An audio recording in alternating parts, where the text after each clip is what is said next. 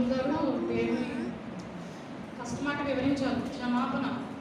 దేవుడు ఎలా అయితే అన్ని బాధల్లో కూడా క్షమించారో మనల్ని కూడా అలా క్షమించమని చెప్పి పెద్ద ఆయనకి నా హృదయపూర్వకమైన వందనాలు. మనం ఇప్పుడు యేసుక్రీస్తు సిలువలో పలికిన రెండవ మాట గురించి ధ్యానిద్దాం.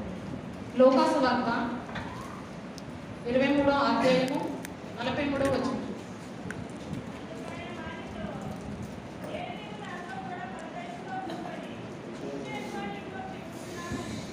చిన్న ప్రార్థన చేసుకున్నామండి. ప్రతి ఒక్కరు కళ్ళు మూసుకుని ప్రార్థనలో ఏకీభవించండి.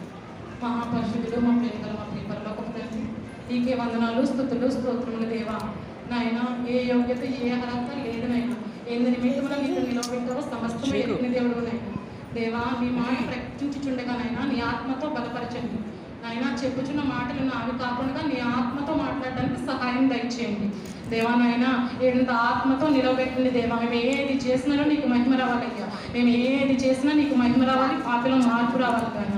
అలా చేయడానికి సహాయం దయచేయండి నాయన. దేవా, నీ ఆత్మతో బలపరచండి. యేసునామములో అడిగి వేడుకుంటున్నాను తండ్రి, ఆమేన్.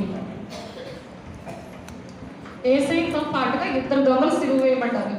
ఇది మన అందరికీ తెలిసిన విషయమే.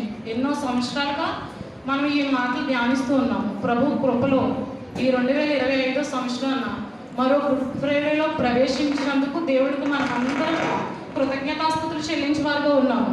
యేసయ్యతో పాటు ఇద్దరు దొంగలు సిలువ వేయబడ్డారు. వీరి పేర్లు బైబిల్లో ఎక్కడ మనకు కనిపించలేదు.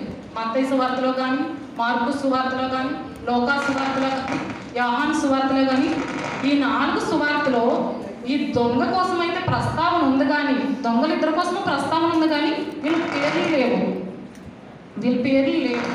మనం వీళ్ళ ప్రస్తావన గురించి బైబిల్లో మనం ఎక్కడ చూసినా వీళ్ళ పేర్లు అయితే మనకు కనిపించలేదు. కానీ చరిత్రలో వీళ్ళ పేర్లు మనకు కనిపిస్తుంది.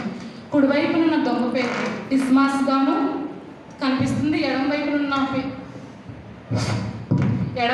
అతని పేరు గెస్టాస్ గాను మనకు కనిపిస్తుంది.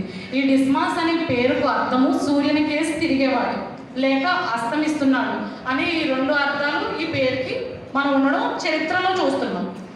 రెండవ అనే పేరు గెస్టాస్ కదా.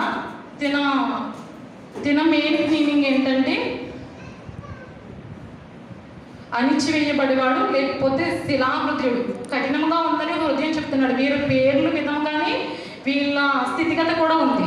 మనం ఈ మాటని ఇంకా మరికొంత వివరంలోనికి వెళ్దాము. ఈ మాట మరికొంత వివరణతో మనం చెప్పుకుందాము.